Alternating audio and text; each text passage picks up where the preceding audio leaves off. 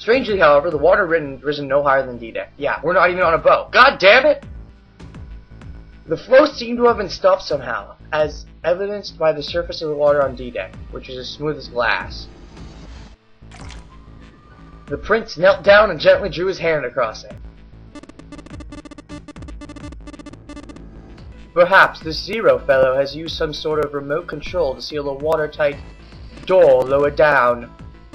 He said that our time limit was 9 hours. In other words, this water won't rise for 9 hours. And you're saying we won't sink till then? Well, that may be a little too optimistic. No point to wishful thinking. There were 3 metal doors on C-deck. A single door stood off the side, with 2 more on the wall facing the central staircase. None of them had numbers or verification devices. They were, however, locked like the other doors.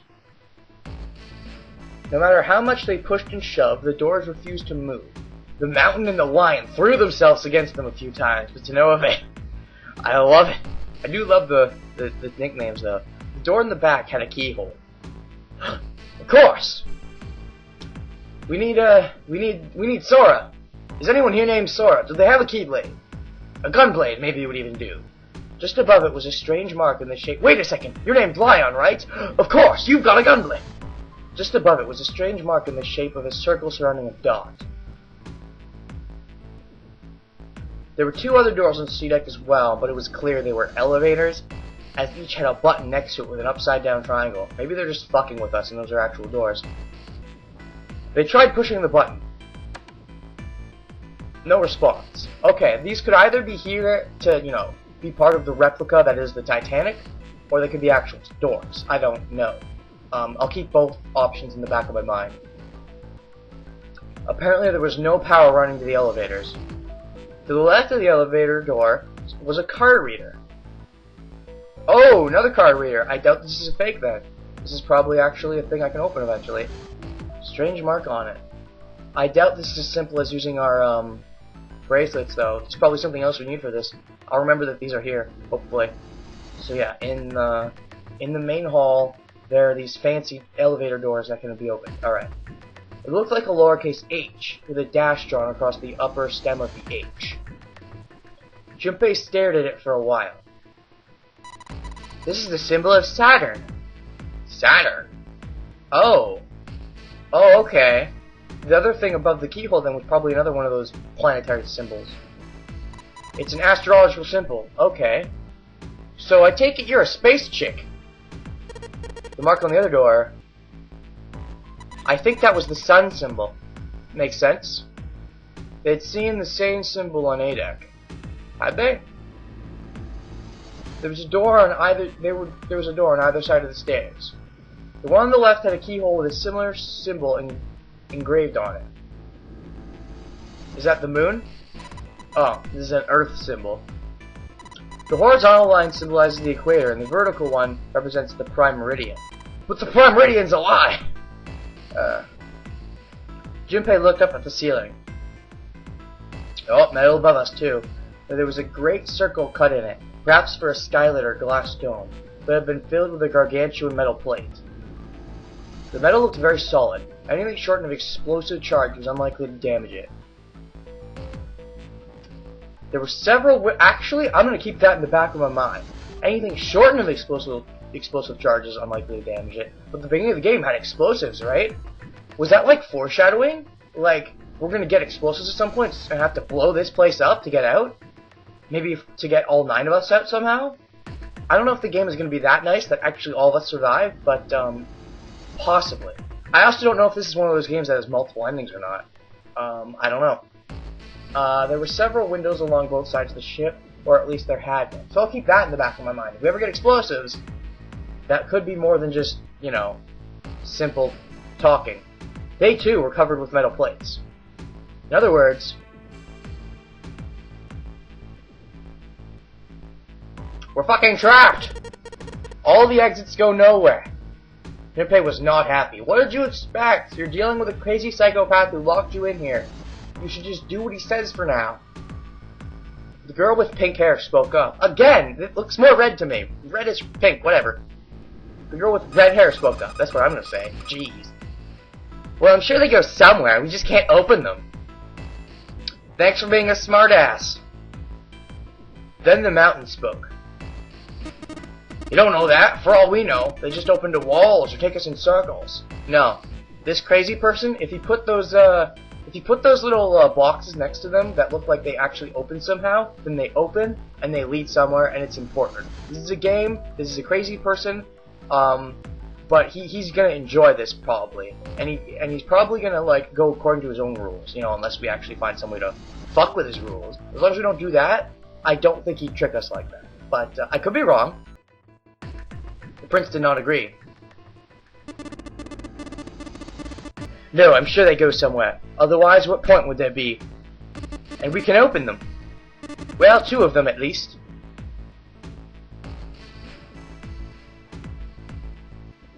You mean the numbered doors? All eyes turned towards the doors with numbers on them. So how much time do we waste? I mean, it wasn't a complete waste, but we probably could have been a lot quicker. We were probably way too thorough. The atmosphere in the room grew tense. Hey, wait a minute. I think I said this earlier, but I don't think we should do that. What's better about going into any of the other doors? I'm not liking you. You're lucky you have large boobies that distract away from your annoying personality. The dancer moved in front of the doors as if to block them. Now you just need to jiggle them. Come on, jiggle physics. Do your thing.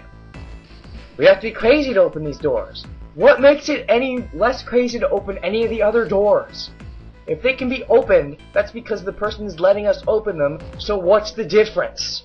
Okay. If we do that, we're doing exactly what Zero wants us to do. So what? Would you rather stay here and die, you fucking bitch? Okay, I no longer care that you have nice melons. You need a nice personality to match, lady. And right now, I'm not liking it. Suddenly, everyone began to speak at once. I agree. I don't. That's a terrible idea. We should keep going. We should stay here. We don't have any other way to open any of these doors. We should just wait. Someone's bound to come find us. No way. This does remind me of Monokuma. Like, you actually think someone's coming for you? Jeez, you're stupid. We don't have time for that. In 8.5 hours, you guys wasted a half an hour? Jeez. This ship is gonna sink. The clamor of voices made it next to impossible to determine who was saying what. Also, because you haven't, you know, Mr. Narrator, you haven't told us who's saying what, so thanks for covering your own ass, you jerk. Next one. Their arguments grew more and more intense, until people were shouting and screaming at one another. Junpei had remained silent, but at last he could take no more. I am putting my foot down. Hey! Shut up! Whoa! They fell silent, and all eyes turned to Junpei, as he drank his water. He felt each stare burning into him, but he refused to flinch. I have inner focus, bitch! Okay, I really gotta come up with new references. Pokemon isn't gonna do it forever. Before we try and decide where we're going to go, there's something else we ought to do. What's that?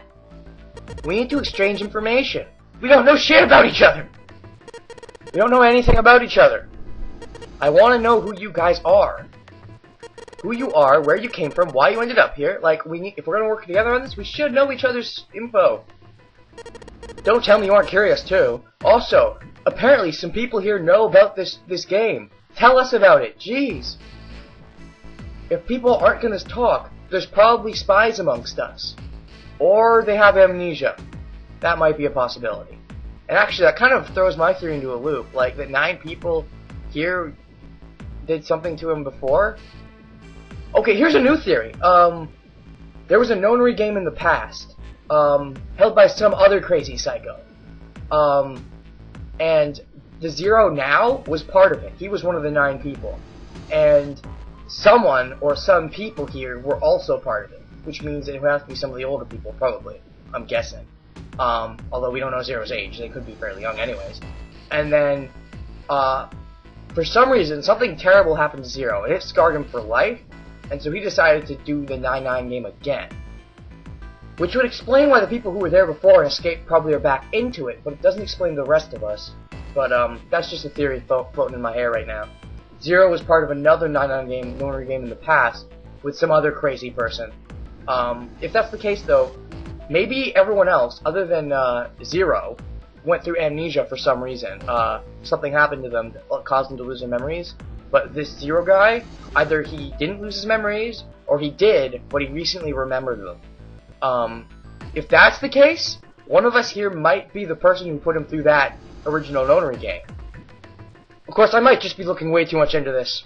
Like, I'm putting theoryception here, I'm putting theories upon theories upon theories. Like, if this is true, and this is true, and this is true, then maybe... Okay, let's go forward with the game, why don't we, before I hurt myself. Some of them looked the other way, or bit their lip, or crossed their arms and stared at the ceiling. But one of them spoke up.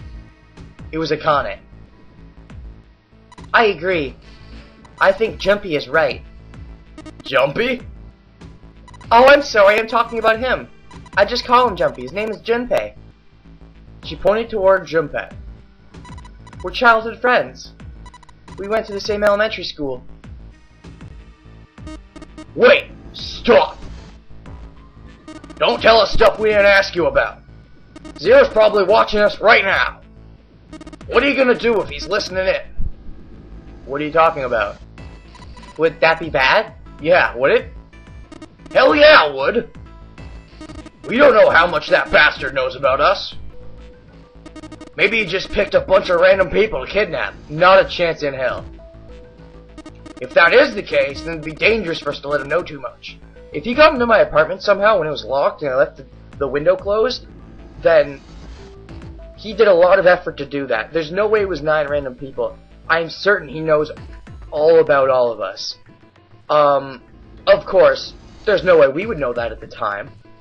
So, I guess your point is kind of valid, but I doubt it. If I was put in that situation, as fucked up as that would be, I really would doubt that. Still though, if you don't want to say stuff about yourself, it's your own prerogative.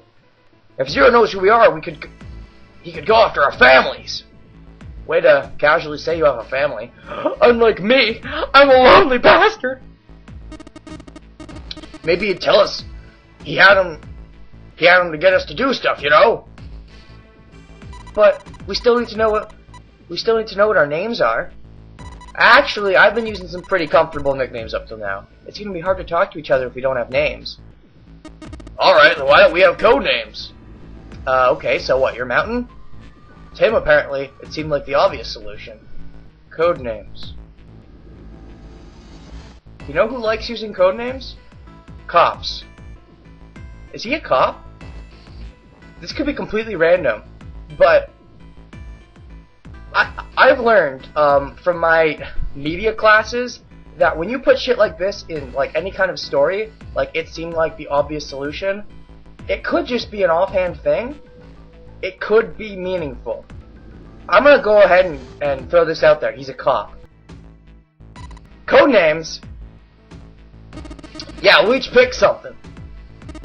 Like, I'll be 7. I take it you have 7 on your bracelet. 7? Why are you 7? 7 years old, of course! No. Seemed a fair question. The Mountain struck out his left arm. Stuck out. Because this bracelet number says 7. Oh, and yeah, again, to remind you guys, this is being recorded. A lot of it is recorded in advance. However, by the time this is uploaded, I probably still won't be done with the game. I'll probably have more to record. But even if I was done with the game, just in case people watch my playthrough and they haven't played this game before, for whatever reason, I don't want spoilers in the comments. So, yeah, don't spoil anything that hasn't happened yet. You can go ahead and talk about anything that's happened from here to before this part in the comments all you want, but nothing afterwards. Thank you and good night. I get it. Oh, I get it. Yeah, that's a good idea. He smirked. Alright, I'm gonna be Santa. Is it because you have white hair? Because, I don't really see how that has anything to do with the number. It probably doesn't matter, but I'm gonna go ahead and guess what your number is anyways. If it has to do with your number, 4 in Japanese can be san. It could be Yon as well, but it could be San. And so Santa is possible. 4? I'm gonna guess you're 4. Any of you chumps know Japanese? No? Well, San means 3. It means 3? Oh shit! Ich ni San. Damn it! It's she that I was thinking of. That's 4. I'm kind of. It's been a while since I've done my Japanese. San means 3. I was right though, kind of. I just got the wrong meaning of San. I was still kind of correct. You know, like Santa Claus? Fits, don't you think? You think you're married? Yeah, you're pretty married if you're dropping F-bombs. And your bracelet number? Yeah, it's got a 3 on it. Good job, Grandpa!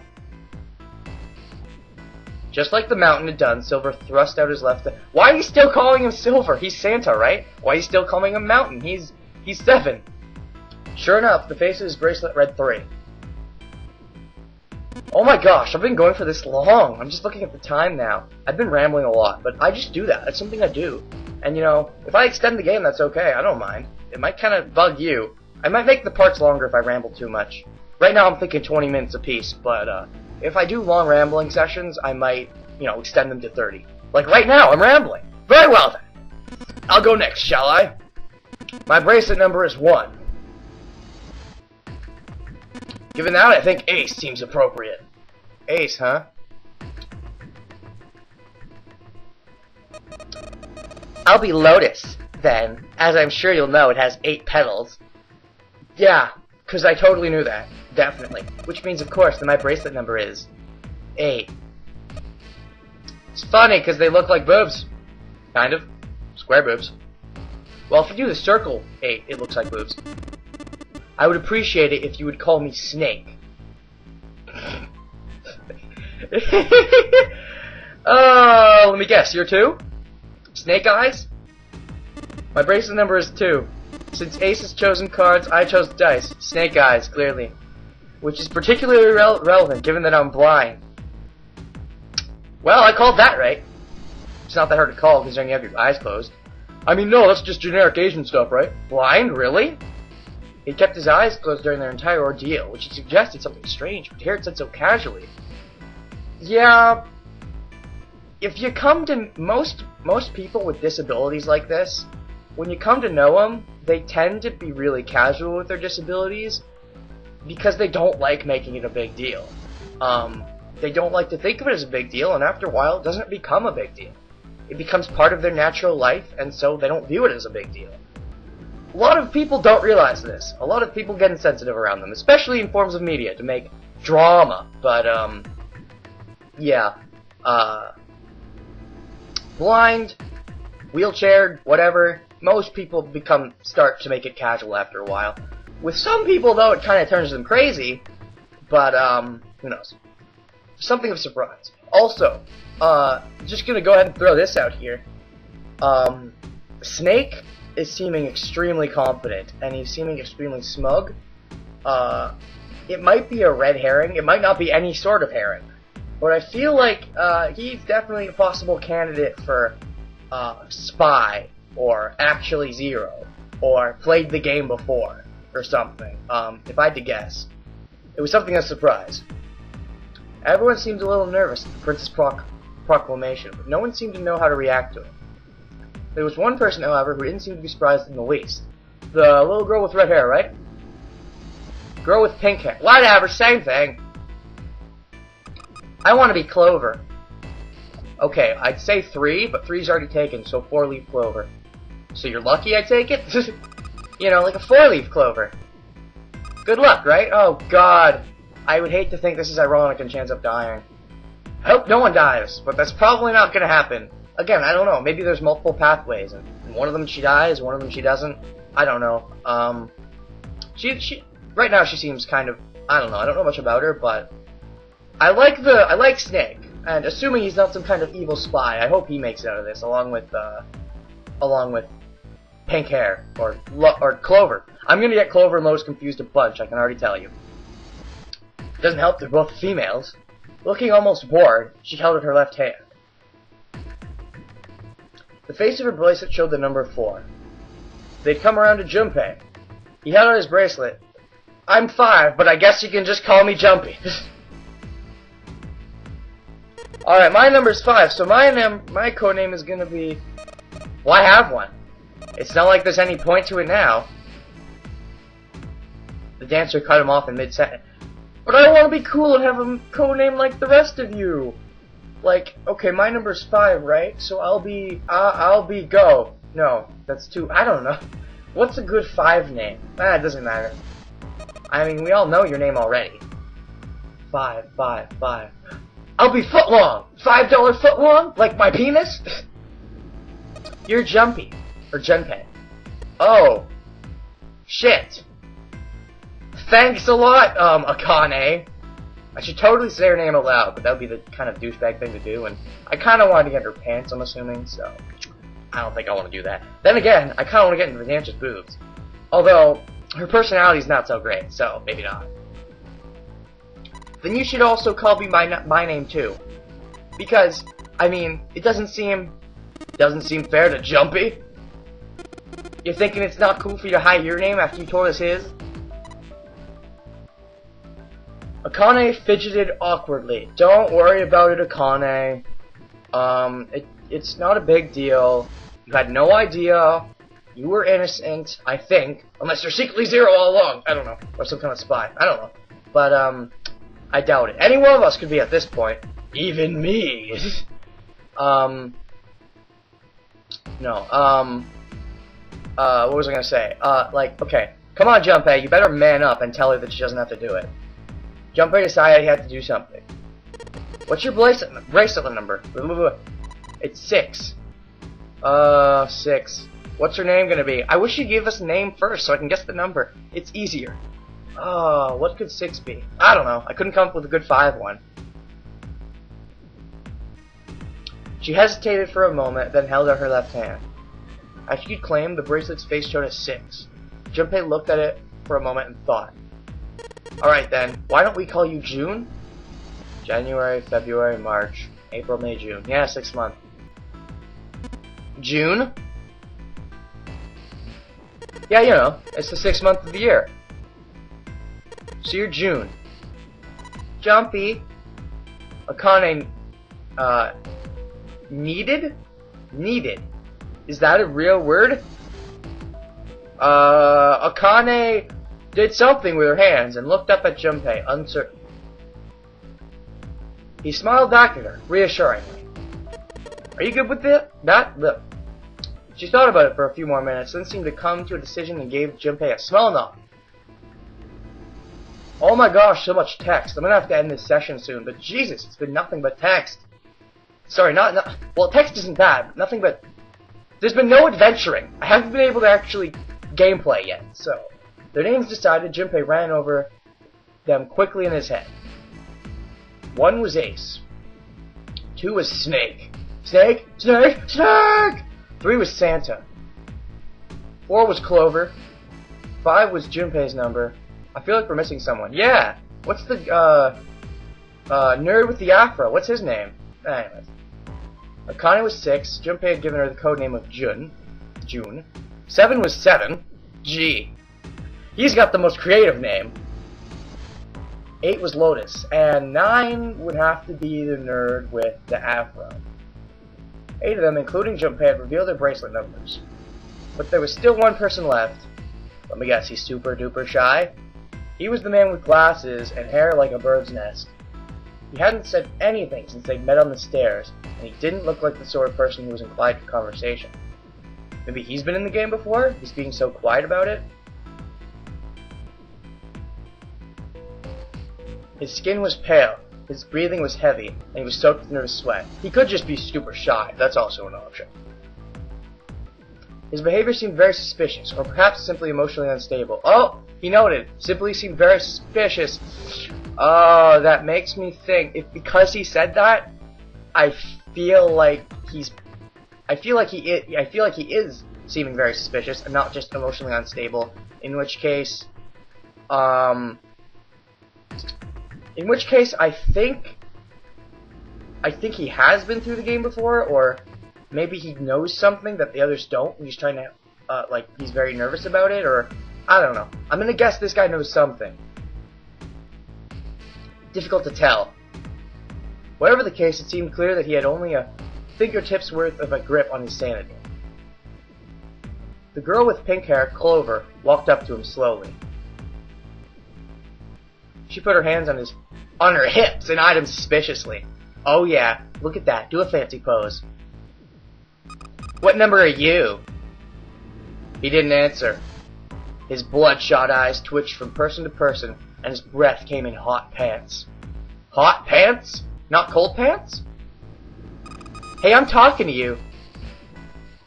The man licked his dry lips with a shaking tongue and spoke with a voice like old paper. "Is it obvious?" There are 9 people here." "There are 9 people here. And you know who numbers 1 through 8 are. I'm the only one left." "So you're 9? "Yeah." He extended a trembling arm. The bracelet did indeed say 9. "Okay, dude. I'm almost certain this guy knows something. What is it? Tell me! Tell me!" Clover looked at it Why do you need to use big words? Suspiciously would be fine. Or contemptuous? With contempt? Angrily? What's your code name? Code name? What do you want us to call you? Just call him 9. Get it over with. We all made up names. You should too. I don't need one. I don't know if that's a very good voice for him. Payne's a nerdy type of character, but he's more confident than this guy. Don't need one. I definitely don't. I'm not suspicious at all. Don't need one. Why not? But because I'm not gonna stay here with you. What do you mean by that? He took a shuddering breath and exhaled. You have a 9. You can't, even if you could go through one of those doors alone, which you can't, because you have a 9. Although, actually, he's gonna be irrelevant. He's probably the safest of us, honestly. Because he has a 9, and like I've noted, 9 zeros things out, like 9 plus 5 will just be 5, 9 plus 4 will just be 4, etc. He doesn't have to worry about adding up the numbers and getting something stupid, because no matter what number we get, adding his number won't change it. So he's probably more in the clear than any of us. And because I've said that now, he's probably going to be the first to die. Yeah, like, he's kind of like, with other people, we add the numbers together and it's going to change things up, right? But if we add his number, nothing happens. So, anyway. Clover looked at him with something very like disgust. You've got some sort of plan? I do! Yeah, what's that? You sure you want to know? I do, but I'm guessing I'm gonna have to find out next time on Let's Play 99999999999. See you next time, guys. So, another outro phrase. Bye!